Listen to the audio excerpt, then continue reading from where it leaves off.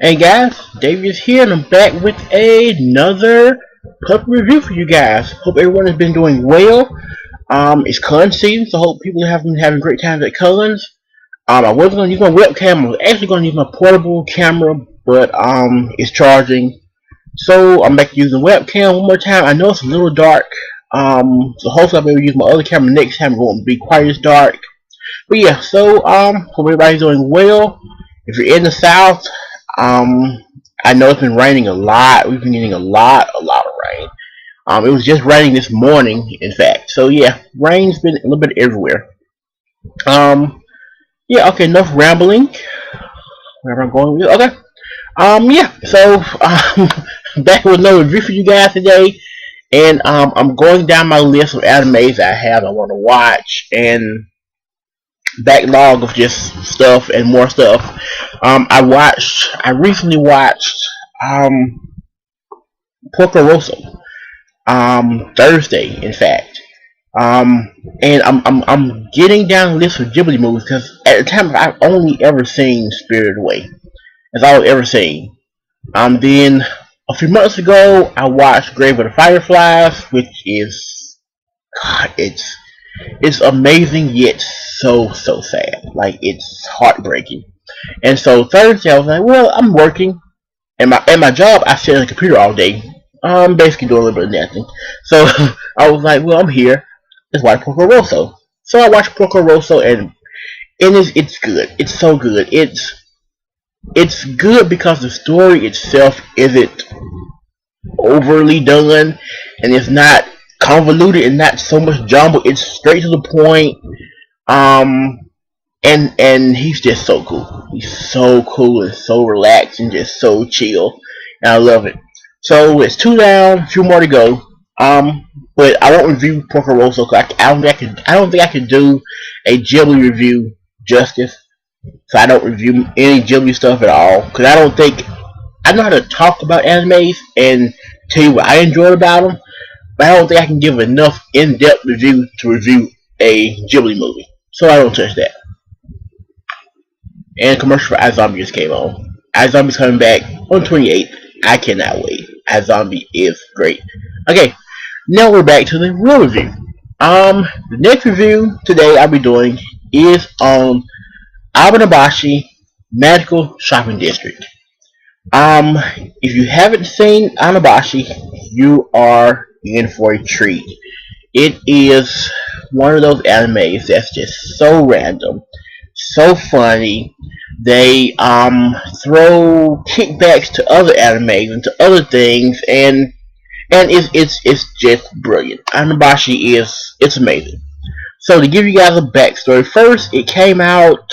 Oh, it's a pretty old one. Yeah, '02. In fact, it came out in '02. There's 13 episodes, even though at the end of the 13th episode, there's a preview episode for episode 14 that I don't know really exists. It is named Mystery, so maybe it doesn't actually exist. I don't think it does. But that's just the kind of show it is. But the show is about a shopping district. I guess which are typical in Japan, even kind of typical, even here in some of the big states have, not big states, big states. Big states. Sorry guys, my mind is everywhere today. My computer was acting up crazy earlier, so my mind's a little bit everywhere. But I mean, even some of the bigger states like New York and California, you know, you have like Chinatown. You have shopping districts where you go and just shop.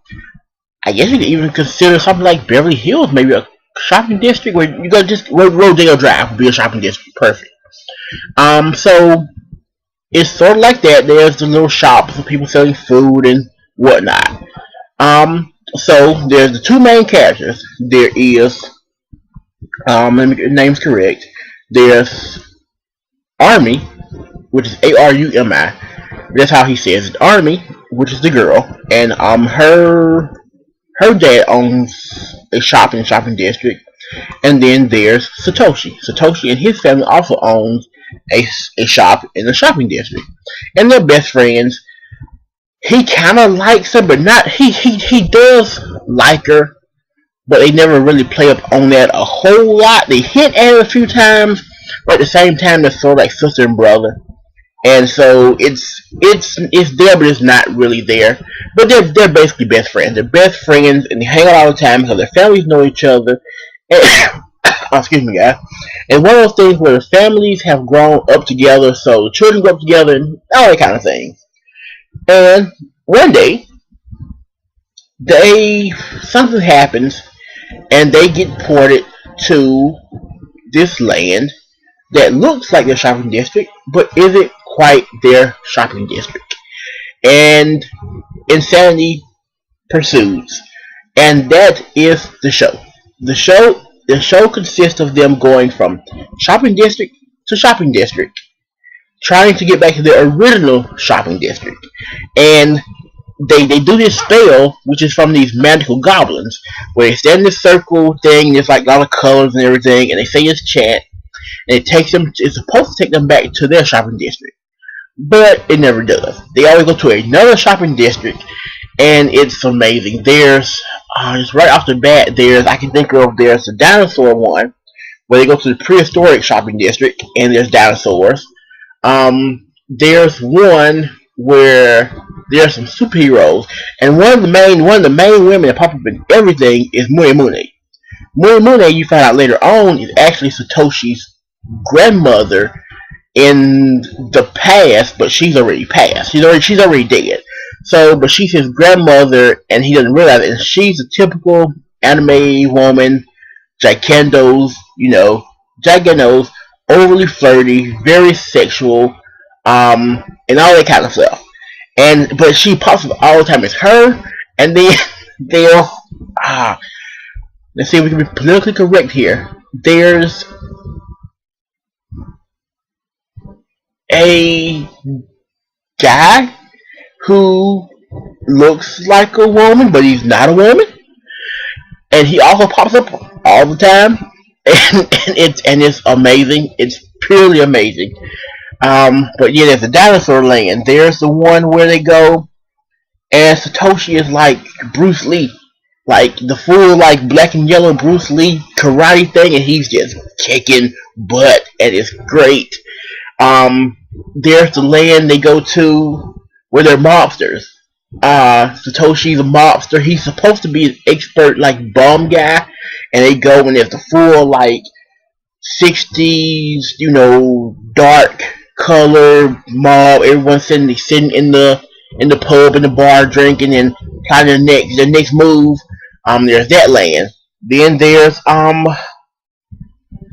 the land they go to. There's the one land they go to that I swear you can say it's based off of just any slice of life anime ever, and it is. It's slice of life all the way.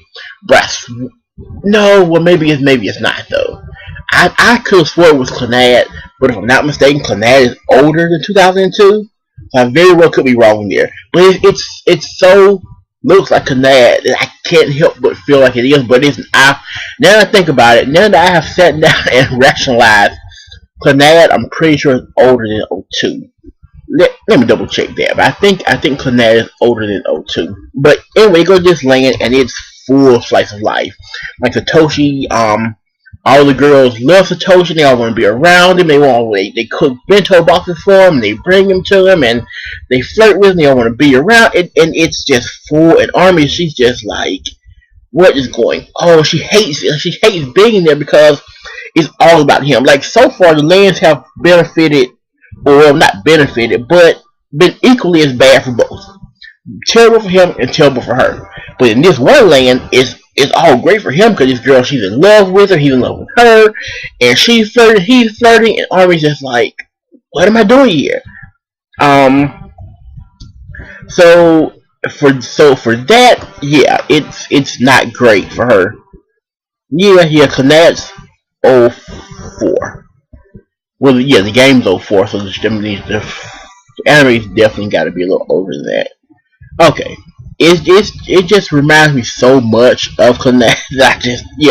Clannad's 07, 08. Okay, just double checking there. But yeah. But it's so slice of life that it's amazing. And then you get to the gist of what's really going on. because the whole time they finally realized that what's happening is when they're in the process of going back to these other or going back to their original shopping district, Satoshi is thinking about other things in his mind. Because you find out that Armin is supposed to be moving with her dad. They're moving to a big city in Japan. I can't remember the name of it. But in his mind, he wants her to stay. So he thinks about all this weird stuff. And so it happens. Oh, they also get transferred to the Hollywood. There's a Hollywood shopping district also, where the guys they're like making movies and they're on the set, and the guys like like oh man, the guy cusses and says the F word a lot. Like he's at this like hot dog stand and he's selling hot dogs and he's like, "You want some effing cheese on that hot dog? You want some effing mustard, don't you?" And it's just like, what is he doing? It's so amazing. It's amazing. It's amazing. You have to see it. So so they find out that's what's going on. And so they get to the process of finding out, well, Satoshi meets this guy who is named Eudes. And Eudes is, for lack of a better word, a magician. He's a magician, but he's also supposed to be like a sorcerer type. But he knows Satoshi's grandfather and his mother and his grandmother and all. Like he grew up with them essentially, and they know him. And so he tells Satoshi about his grandfather actually dying, and he tells Satoshi that he can have some kind of power. He can do something, and it's a part of the story that's kinda not needed. Like they like you do get it. It helps explain why they keep getting transferred and why they have the power to transfer to different places. But at the same time, in the end, it doesn't really change anything. So they could have sort of left it out. But he tells Toshi all this stuff about how Miramina is really his grandmother and about his grandfather and all this kind of stuff. And turns out he's really just a famous guy from like TV. Some famous, like he's like a David Blaine or something. He's that famous magician type. And so they go through the whole story and they do that. And so we get down to the end. In the end, they do get back to their shopping district, and Satoshi's dad kind of tells them that no, you can't just change the future. You have to just kind of let things play out the way they play out, and no matter how much you want them to change, they won't change necessarily, or all change isn't bad change. So that happens. In the end, Army ends up not moving with her dad. Her dad actually um the job fell through, I think, if I'm not mistaken. And also, there's one thing I noticed in the end too. In the end, Mune Mune is in that episode. She comes in with this guy from like Italy or somewhere, with a job offer. But if I'm not mistaken, I think the last world they go to, which is supposed to be their shopping district, is theirs, but it's also a little twist to it, whereas maybe a little change, but not change completely. And because the grandfather is still dead, they go to his funeral and all that kind of stuff. But yeah, overall, Abenobashi it's just hilarious. Like it's literally 10, maybe 11 episodes of just pure laughter, pure insanity. And then towards the last two is when you start getting the deeper in the story and the closing of the story. But in the beginning, from beginning to middle, it's just bonkers. Like there's so much weird stuff that happens, and you can't help but watch it and just laugh and just take it in because it's great. It's so great. It's one of those shows that you can watch and you can get connected with the characters and just enjoy their ride. And their ride is going through all these shopping districts to get back to their shopping district. And it's one hell of a ride. It really is. It's the show itself looks great. The intro song and the outro song are both amazing. I love both. And it's just one of those shows that You can tell the time frame is in, which is '02. You can tell because it's one of those shows that it's just fun. Like there's nothing else to say. It's just fun. The story is simple for the most part. We get lost in this alternate universe and want to go back to our universe. That's the story. That's it. In a nutshell, that's it. And on our way back to our universe, we travel through 30 more, and they're all different and crazy. And it's wonderful. It's wonderful. I highly recommend you check it out. It's dubbed, and it's only 13 episodes. So, for me, I give Abenobashi a 10. I give it a 10 out of 10. I love it. I absolutely love the show. I was going to cosplay Satoshi actually this past weekend, but car tore up, so I couldn't go to the con I was going to. But I definitely plan on cosplaying him soon. So yeah, it's a 10 out of 10 for me. It should be out. As far as I know, it's not licensed by anybody, but if you Google enough, you know where to find that. You know where to find it, and so it's out there. It's pretty simple to find. Like I said, it's Abenobashi. It's Abenobashi Mahu Shotenga. If you don't find the translated version of the title, but it's Abenobashi Magical Shopping District is the English title of it. And yeah, I recommend it highly. It's a great show. Yeah, so I think that's it for the review. I think. Let me guys know what you think. If you've seen it, leave a comment. If you haven't, check it out. As always, leave a thumbs up or a thumbs down. Either one is fine. Subscribe to the channel. Thanks for watching. Hopefully, we'll be back with another video for you guys very soon. If not, check the blog out for a new post coming soon.